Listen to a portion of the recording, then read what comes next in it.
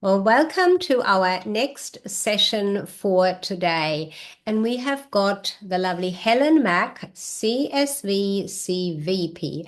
Helen is a cultural optimism evangelist and business improvement specialist. Helen, hello, welcome. Lovely to see you, Sigrid. Thank you so much for inviting me along today. It's great to have you here. Now, Helen absolutely transforms stuck teams, leaders, and businesses into aligned, high performing, change making people and businesses. Your fresh perspective holds the key to unlocking success, especially in challenging times as well. And today, you're going to share optimizing outcomes for small business, the keys to creating best possible business results. Take it away, Helen. Thank you so much, Sigrid. As I said, it's lovely to be here and to be with the lovely people who are in the room today. So, I'm Helen Mack. I'm a cultural optimism evangelist. What on earth does that mean? So, I'm passionate about optimism being the secret sauce, the secret remedy to all that ails us in business. It also helps in our personal lives, but I'm here today to talk about business. I've been in business, working with small businesses, and been in business myself for more decades than I care to count, frankly. It seems to add up very, very quickly. And it's been a fascination for me in terms of how this all happens and how people's attitudes and approaches are key. So I want to share with you today a couple of different things, and I'd really love to kind of pose a few questions and then have you tell me what are the things that are causing you challenges in terms of getting best possible results from your businesses. So rather than me kind of just preach at you, I'm very happy to do this very fluidly. I've been working in this area for more than 30 years. And one of my lines is, if I don't know the answer to your question, I'll know someone who does. So I have no fear of you asking me something and I go, I have never heard of that before, because that doesn't happen very often, if ever. Well done on investing in yourself and in your business to be here to listen to some of these ideas today.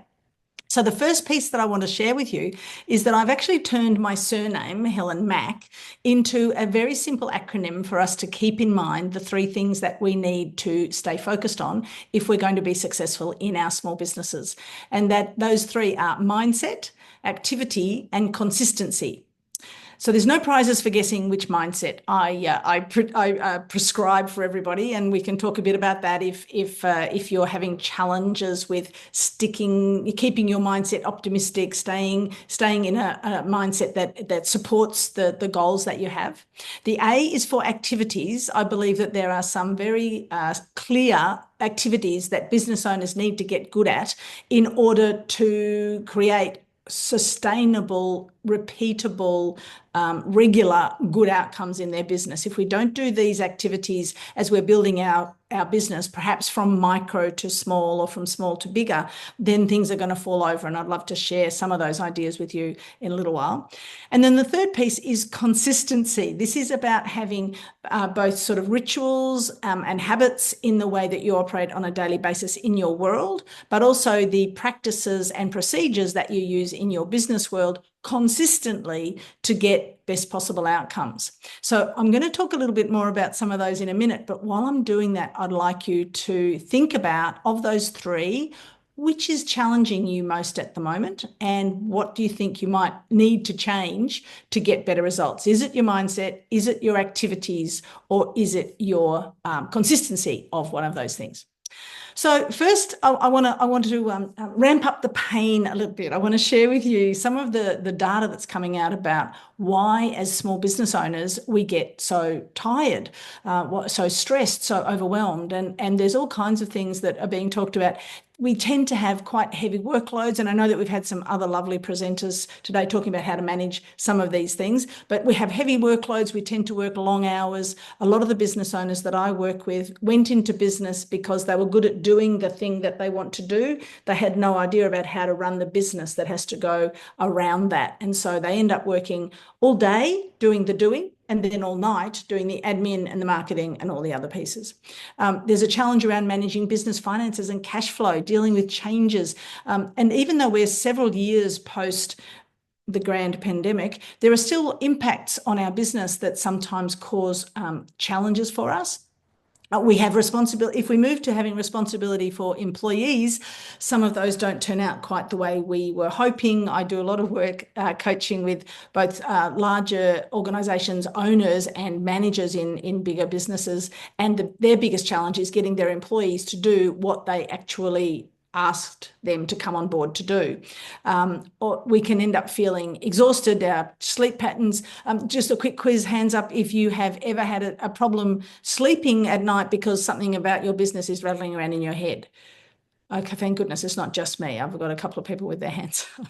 So all of these things cause our business life to be fairly challenging. And then you add to that we've also got challenges around the number of hours that we're working. So recent data tells us that 33% of us work more than 50 hours a week, and 25% of us work more than 60 hours a week. So massive amount of hours, and this is in an environment where we're not being paid necessarily for all of those hours. I know that there's a lot of people in this session for whom when you're working, you're getting paid when you're delivering something, a product, a service, but you're not working when you're not being paid when you're doing the marketing and the admin and the support and the customer service and all the things that lead up to and are past the actual doing of the work. And so that can be very, very tricky. Nearly half of them say that the stress of running the business is having an impact on the people that they care about. Wives, husbands, spouses, partners, children, parents, other people around there maybe don't have enough time or enough energy at the end of their very busy day to look after those people.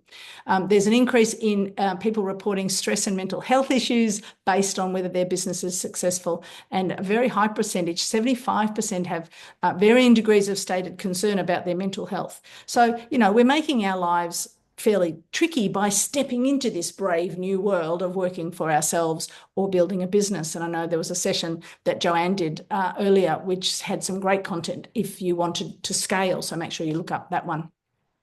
So a couple of stats that also may start giving you a little bit of a headache. And in the last 12 months, there were 350,000 new businesses registered in Australia, which is where I'm coming to you from. I live in the beautiful town of Newcastle in New South Wales. And 80% of them fail in the first 3 years. And of those, and 20% of them only last a year. So if you have been in business for more than a year, you're already doing better than a large proportion of small business owners. So I'm just going to pause, having given you all those headaches, and ask you, of those three things, Nancy put in the chat, I don't even count the hours now that I'm an entrepreneur. Absolutely, we don't. We just sort of do the work and we just keep going.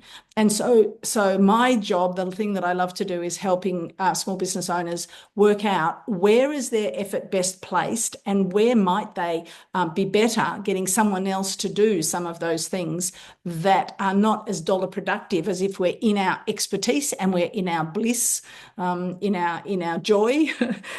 We can get other people to do that. And one of the things that happens with small business owners is they have this vision that the first thing they need to do is hire an employee. And I say, no, don't do that. Get help for doing the things that you're not good at or you don't like doing, or that take up so much time so that you're not actually doing your doing. But it doesn't need to be. That's kind of old world thinking.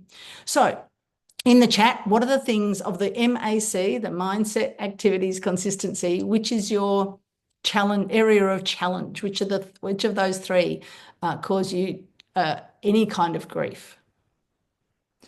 I feel like I should have some think music. I'm not going to sing. That would be a really bad idea. Let me see if we've got any responses to that question. Mindset, activity, consistency. Which of those three? Because then I can decide mindset, not always following my instincts and questioning myself, Sigrid. We have had some conversations about that, haven't we? That is definitely a mindset piece. I think I heard someone else in the room, who shall remain nameless unless she confesses for herself. The challenge of imposter syndrome taps into that piece as well, Sigrid, not trusting yourself to be as good at what you do, decision-making, delivery, as you actually are, and therefore thinking, oh no, I haven't made the right decision, and then deciding not to do the thing that you think you should do because you keep second guessing yourself, which is very time consuming, energy consuming, and causes a problem from your focus perspective. One of the key solutions that I find works for people in that scenario is to make sure that you actually have a business plan, regardless of how small your business is.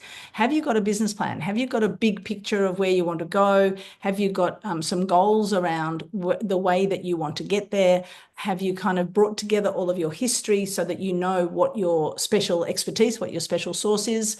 And have you got a business plan that goes all the way through from your vision and your mission of why you want to do this in the first place, through all the other elements? I think there's 12 parts to the business plan. I'm not going to necessarily go through those today, but there are at least a dozen things that you need to think about, including, Nancy, getting the marketing right. So I'm not. I will come to you, Ashley, in a sec. I'm not a marketing specialist. I love talking to people about the bigger picture. And I think marketing is one of the activities that are critical. And if it's not your guru space, if it's not your absolute, oh my God, this is the thing I'm best at, it's a really great idea to get some help. So talk to a specialist, talk to a consultant, talk to someone who really knows what they're doing in this space, and get them to help you put together a strategy. There are some fabulous people out there. And as a step before that, one of the first things they're going to ask you is, who's your target market? Who's your avatar customer? Who do you really, really want to work with? Because then they're going to talk about how you market to those people. So are you clear about that? Now you can have it. We can have a chat if you like. Jump on the turn your microphone on. That's what I'm trying to say. If I could find my words, that would be good, wouldn't it? So yeah, you're right. It's just redefining it, but you're talking about what makes, is it the mindset, the activities, or the consistency? I'm pretty sure I have a good mindset.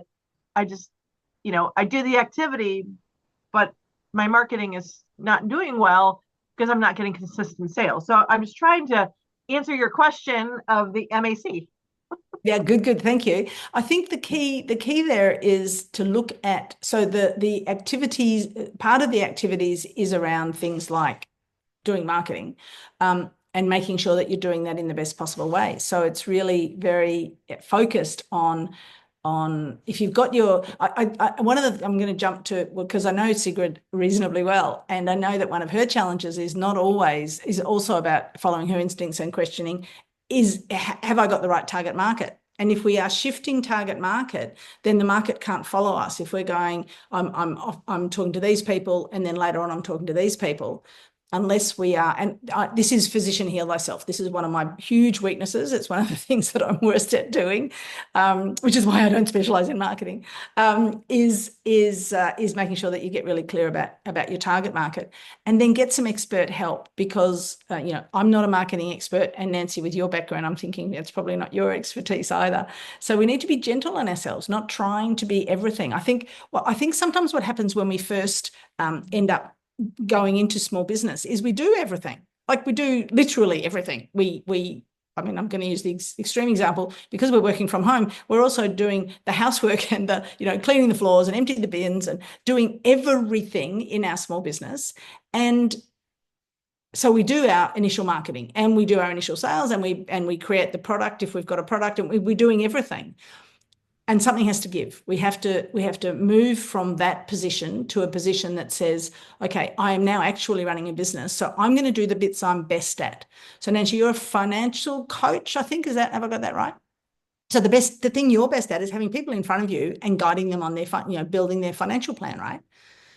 So what's the best use of your time? The best use of your time is spending time either doing that consulting or creating the plans, and maybe writing the content for the marketing, but having an expert in to talk about a marketing strategy with you may be the best use of your time. It's possible. So I'm realizing that my chair is driving me nuts, and it's probably driving you nuts crazy as well. So let me talk about Ashley. So Ashley, you said consistency, keeping those self-love activities, which links into some conversations that we've had earlier today, right? So what's your current favorite thing to do to look after yourself? Well, I'm pretty good at a morning routine. Pretty good. I'm good at waking up and being like, I have to do my immediate spiritual stuff. So like that's the part. I guess it's more throughout the day. Helen, like maybe where I need it, and I'm not stepping it away like we've talked about, or before like the nighttime, maybe, doing something specific, let's say before I go to bed. I mean, obviously I have a nighttime routine, like in my physical body and stuff, but in the self-love side, I think, like, so how do you remind yourself during the day? If you're, all of us when we're self-employed, you end up waking up in the morning and then you just sort of keep working and then you blink twice and it's dinner time and you go, what the hell? How did that happen? If you don't have some kind of reminder, routine, something, then it's just too easy yeah. to, eat at your desk, go and grab something, not do that time out thing. Have you tried anything, Ashley? Have you tried setting alarms for yourself, having some kind of something that breaks the cycle and has you go, oh, I'm going to go and do this, whatever it is that I need to do for my well-being? And not so much like maybe lately, but in the past I have. Yeah, it's usually more my dog is like, hello, I'm here, I need to go out. Or I realize like, oh, It's I'm a super built-in bored, alarm, isn't it? bored. Like I'm I bored have to because go I'm doing, outside. yeah, like it's usually like I'm not good at sitting for super long periods of time. So like usually I kind of have to do Let me give you something a really because I get silly, tired and I'm this is a sitting. really silly, simple thing to make sure that you Yeah, get up from your desk. Lots yeah, of herbal tea. So have a big mug and make sure yeah, that you have a big mug of herbal tea about every hour. And inevitably, you need yeah. to remove the herbal tea from the system. And then when you've done that, Helen's just had a sip of hers. And then when you do that, go and make another cup and then come back to your desk. Now that routine Yeah, automatically will break the cycle of sitting at your desk forever. If you put enough yeah, water that's a in, good you're idea. going to have to get water out. So I like herbal tea because I actually have a lovely range of herbal teas that I use at home that have they're like affirmations. So one's called relax and one's called energize me and one's called happy me. So I consciously make a decision about what message do I want to, subliminally give to myself. But it's a really and that plus the dog, Ashley, and you should be okay. Yeah, that's a good idea. Thank So you. just Also, something that, and it might be that you don't want to do herbal tea, you want to do water, but you have a water container on your desk and yeah. you're very regimented about making sure you drink it because then you have to get up. Anyone else? Harley, what about you? Well, I'm totally in sync with you. I have routines and block out times and I do all of that. But what seems to be happening right now, I have my morning, I have my evening, I have block out times getting outside because it's all part of what I do. And besides, because I've been sitting in front and I'm usually off at this time. I'm not in front of the computer, but I chose to be here. So yeah, I have my soothing rose herbal tea here, but I make sure I have the water because you need the water to hydrate you, besides the herbal teas. And Yeah, given your expertise, it's fairly critical that you're right, doing. but the only thing that's what I was gonna say. But what has happened lately, my volume is increasing tremendously. Like I'm bombarded in messages Yeah. in my all my social media, my inbox, and I can't get to everyone. So I'm becoming visible, very popular. But the thing is, the funds are not getting as popular as so that's what's happening. Like I'm in that transition. I've grown tremendously, but what is happening, I need to get the funds in. So the volume is there, the fund is not matching that. Yeah. Uh, so that's where I'm in. So I can't, I could get a VA, but what has happened, I've invested so much in the business. So I Mm. need to get the funds to pay back those investment. And Nancy is my financial coach, so she knows what I'm talking about. So I need to get the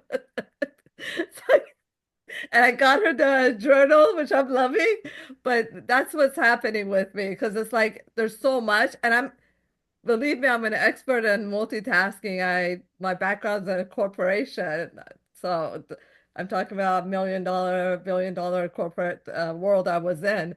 So I can manage that, but it's even overload right now. What's happening to me? I'm like way overload, and I'm trying to manage that right now. And I need to focus on my content and my skill set and keep booking those speaking. But because I'm spending so much time responding and doing other thoughts and things and networking, I fall behind on what's important and that what brings in the money. Yeah. And I think that one of the keys in that is that it is wouldn't it be great if small business growth was just a straight line? You start here and you do these things and it's just, you're up here. Like that would be awesome. But it's not like that. We end up with time, it's going, yes. But we end up with all these times where we're thinking, I'm working really hard and I'm not getting the return yet. So one of the keys for you, Helen, may be to really consider, I know you said you can't afford a VA yet. I completely get that. I'm just wondering whether there are some, whether the investment of a little bit of money in someone to just do some of the absolute, I call them rats and mice, the little noisy little squeaky things that are way below my pay grade. And get someone in to do that. And I understand that you're repaying investors, etc. But I totally get that. Sorry to interrupt. I totally get that, and I'm willing to do that. But what people are attracted towards me is mostly my energy and the way I respond back and who I am. And I think if I give it to a VA, no matter how it is, I'll lose them because they don't have that voice that is connecting these people. Like, for example, I have a networking going on. It's that connection that I'm building, but it's a yeah, lot of energy and a lot of work. But yeah, if I don't do it, I'm thinking, okay, I'm not going to get that volume in there because I didn't do it for the one time because I was away and stuff, and I wasn't able to do it. The volume dropped. And so as soon as I'm participating, the volume goes up. But how can I trust the VA to do that? yeah, yeah.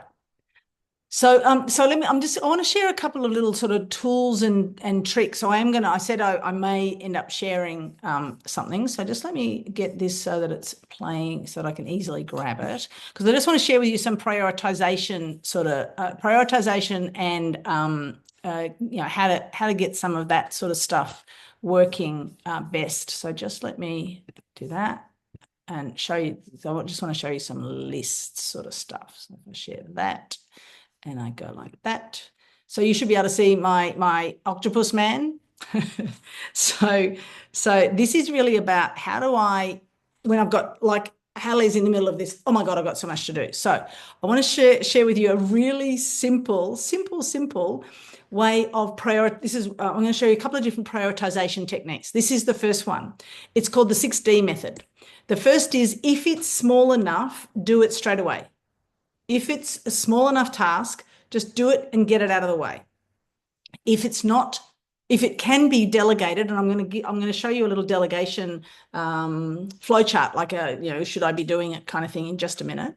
So delegated is the second piece. Then the third one is diarize it. So put in your diary when you're going to do it, because then it doesn't take up time in your head. Yeah. So if you put it in a diary, I reckon that's going to take me 15 minutes. I'll do it tomorrow at 10 o'clock. It takes it out of your head, that load of trying to remember to do it, takes it out of your head. If it's really big, break it into small bits and put that in, then decide when you'll do it and diarize it. Dot it. Now, this is from pre-computer times. It used to be a technique that I taught years and years ago, where I would get people who had lots of bits of paper to deal with to work with a thick pen. And so every time they picked up a piece of paper and didn't touch it, didn't do anything with it, they had to put a dot on the top of it. And then they'd put it back in their to-do tray. And then they do it again and again. And if the thing got measles, I told them to throw it out. because you just keep repeating, looking at it. And I've yet, can anyone think of an electronic way of doing that? It's like you need to put it something so that it, every time it comes up, you change the color of the code or something. It just needs, because if you can remind yourself how many, I'll come back to, I can see some chat. So you need a way of reminding yourself that you keep looking at it. And then the final one is dump it. If you keep putting it off and it becomes measly, then you've got to put it off and just get rid of it. If it's really important, someone will ask you for it later. Now, one of the things I've just recently implemented is what I call my rats and mice list. So I get very easily distracted by the little tasks that I need to do. So I've now got a little book, and it's always beside me. So whenever I'm doing something like this, something will pop into my head and I go, I have to remember to do that. If I wasn't doing, Halle's got the same thing. If I wasn't doing this, I used to get distracted and I'd go and do that. And then I'd end up down some rabbit warren and goodness knows what would happen. Now I go, no, I'm just going to write it down and I'll come back to it. And then when I've got 5 minutes, I look at my list and decide what I'm going to do. So I'm going to come out of the share because I want to see if anyone had. So a couple of things in the, Harley's going, yes, that's me. Post-it note, color paper clip. I'm trying to think of an electronic version on a to-do list, but I'm still like someone else said, I'm a bit of a paper girl. I have that. I've had to pay for that. That's why I got even Nancy's. I like tangibles. Yeah, I get love tangibles. Sigrid has suggested that one way to get help can be to share a VA with a few others in the business. So I the like that idea. Thank you so much. Mark is unread, yeah. And so then, but you still need to color code it really, because if you've unread it, you mark it as unread so it stays unread. But it's almost like you need, you know how you can color code emails? One of the ways to do it would be send the note to yourself as an email and then color code it and have the codes get more like, it's yellow to start with and it's red, and when it gets to black you throw it out or something. You could color code the email thread. So was that a useful list? Just a change of mindset. Let me try something else. I want to keep going and show you the next bit around prioritization. So we've got the 1, 2, 3, 6 Ds. Do it, delegate it, diarize it, divide it. And the diarize it might just be write it on Halle and my to-do list kind of thing. But then there's other ways to prioritize, and these are just tools and techniques. Find your 20%. Use the Pareto principle, which is the 80-20 rule. Find the 20% of your business that is the best use of your time, the thing that you get the biggest buzz out of and that is the most business driving, dollar driving. Make sure that you find out what that is and then allocate sufficient time in the day to do that. I find I've been listening to all of you talk about getting up at 5 o'clock in the morning. I would rather put pins in my eyes. I'm a nighttime person. If I want to get something, thank you, Nancy. Oh my God. People who go, I get up at 5 o'clock and do blah, blah, blah, blah, blah, blah. I'm like, oh, good grief. I only get up at 5 o'clock in the morning if I absolutely have to and there's no other alternative for doing the thing. But you'll see me at 10 o'clock at night quite happily finishing something because I can do creative work at that time. But find out what your timeline is, what your energy level is. And we've clearly got a number of early birds who do weird things like get out of bed before the alarm goes off. My God. Nancy, I found a friend. I'm so pleased. I'm a night person. I work really well in the middle of the day. I work really well at night. I don't try to make myself get up in the wee small hours of the morning unless I have to. If I have to, I have to. If I've got a meeting, whatever, I'll do it. But my preference is to not be leaping out of bed at 5 o'clock in the morning. So find your 20%, find your best time of day, which may be later on. Have a master to-do list, my baby book. The reason Halle mine is so small is I want to be able to carry it in my handbag, and my handbag's small. So I have that all the time. I used to have a big one and it's like I would never put it in my handbag. So it travels with me. So relative prioritization is thinking about how important is this relative to this other thing? And the simplest way to do this is to write the list and then just compare one with one. What we tend to do is we look at our page however many that is, and we go, oh, which is the most important? That's too hard. Don't ask yourself which is the most important. Start with the first one, look at the second one, and go, of those two, which is the most important? It's number 2. Okay, let me drop number 1 down 1. I've now got the most important. Let's look at number 1 and number 3. Oh, number 3. Okay, so number 3 moves up 1.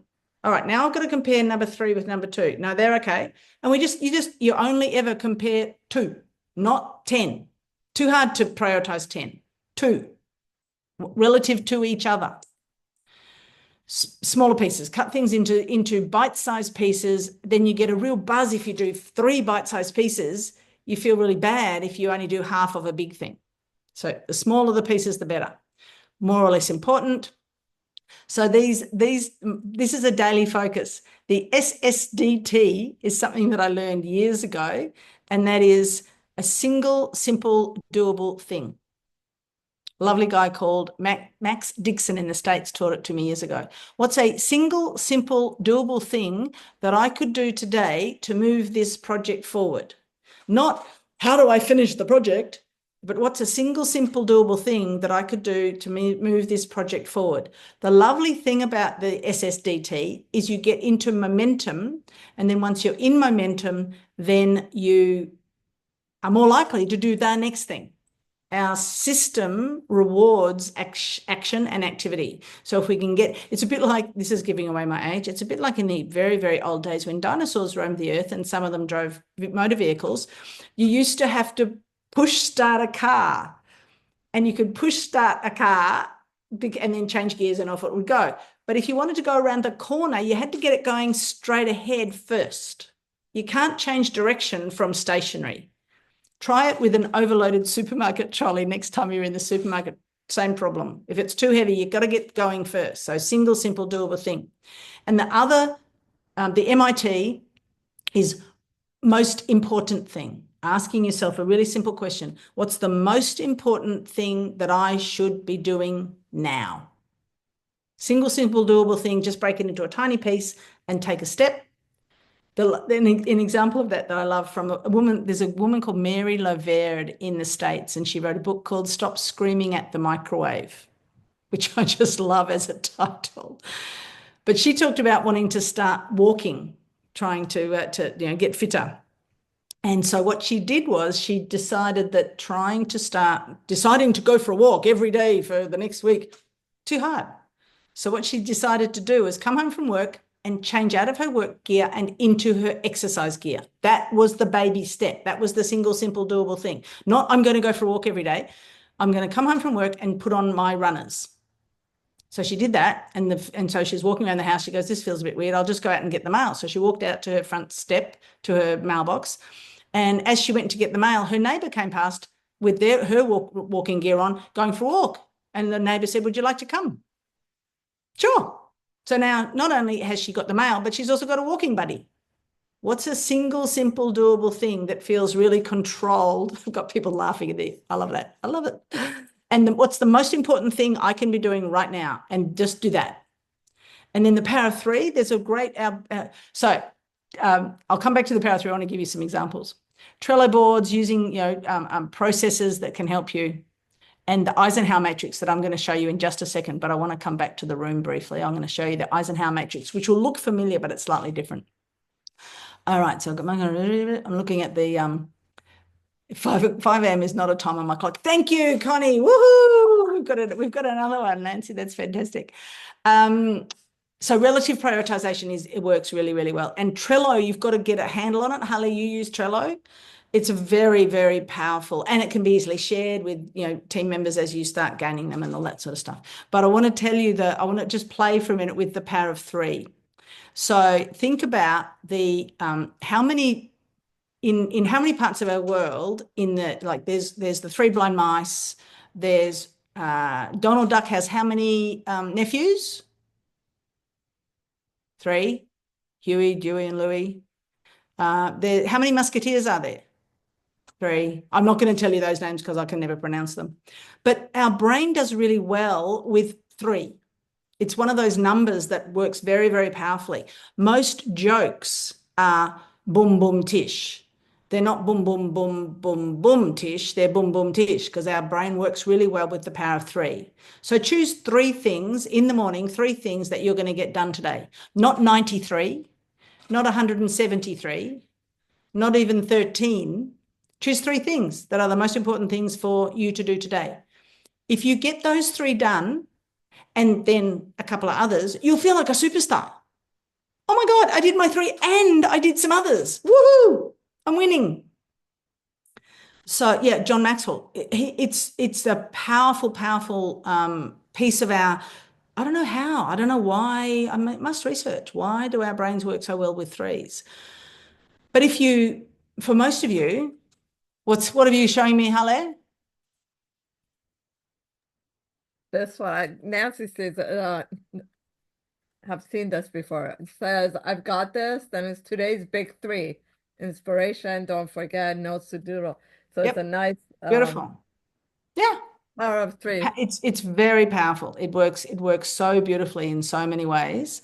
And as I said, if you decide on 3 and you do 5, you'll feel like a superstar. If you decide on 10 and you do 5, you'll feel terrible. So once you've done your 3, if you want to get really excited, you can do a second 3. Won't that be wonderful? Let me show you this Eisenhower matrix, because I love, this is one more piece around prioritization and things like that. Hang on, let me find it. Come on, Cameron. There we go. So you'll recognize this a little bit. Stephen Covey used this kind of concept. They made a lot of money from using this kind of concept, but it was actually invented by Eisenhower. So the Eisenhower matrix is urgent, not urgent, important, not important. And if we can just get this sorted in our business, the urgent and important do as soon as you possibly can. Important but not urgent, schedule a time to do it. Put it in your diary. I've started doing time blocking again because I'm doing some new projects in my business. And so I want to make sure that I'm doing time blocking on those ones. Not important, urgent. Hale, this is where you delegate. Now, I agree with you 100%. Don't delegate you. Don't delegate the stuff that is your essence. I think Connie talked about Connie essence earlier. You can't delegate the essence of you, but really think about, are there things that you are doing that someone else could do cheaper or easier? I'm going to show you that delegation thing in just a sec. And then if it's not urgent and not important, what the hell is it doing on your list? Unless it's I talk about juggling the spheres of life, business, health, family, etc. We need to focus on one at a time, and we need to remember that some of them are very stable, strong, resilient. Business is a stable, strong, resilient. Some of them are made of glass. If you drop the health one, if you drop the family one, they smash. So we have to be very careful about the juggling that we're doing as entrepreneurs. So the last thing I want to share with you, it's back up here. Just let me go back up here. It was before this. Oh no, maybe it's not on here at all. I'm going to forget that because it's not on this one.